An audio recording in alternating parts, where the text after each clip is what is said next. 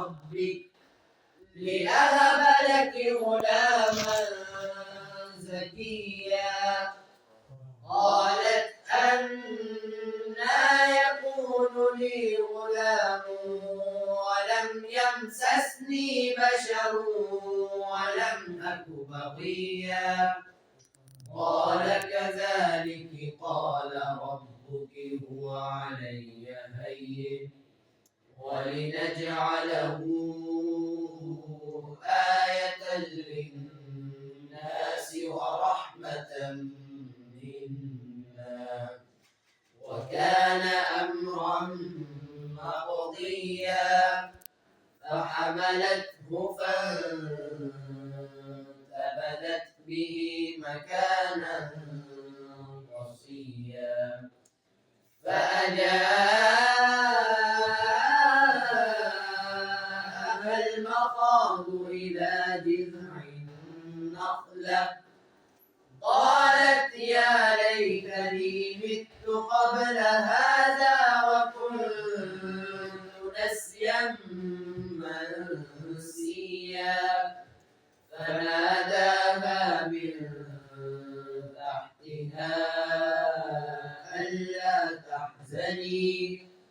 ألا تحزني قد جعل ربك تحتك سريا.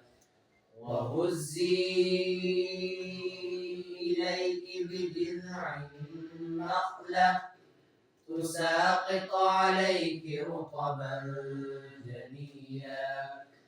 فكلي واشربي وقري عينا فإما ترين من البشر أحدا فقولي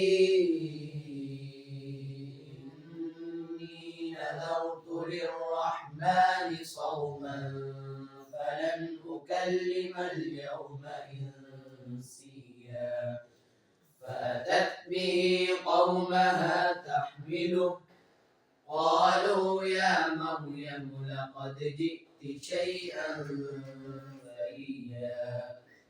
يا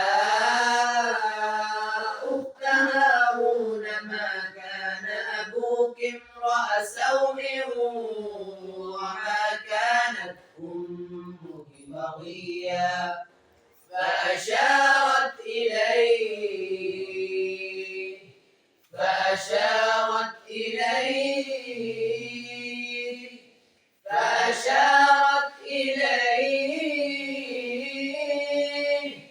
قالوا كيف نكلم من كان في المهد صبيا. قال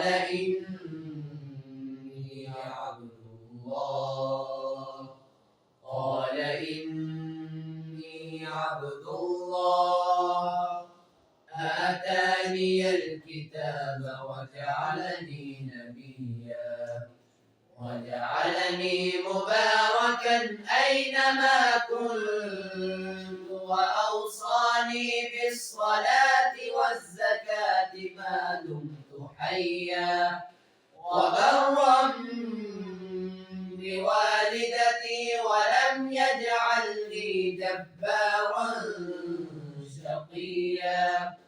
والسلام علي يوم ولدت ويوم أموت ويوم أبعث حيا. صدق الله العظيم.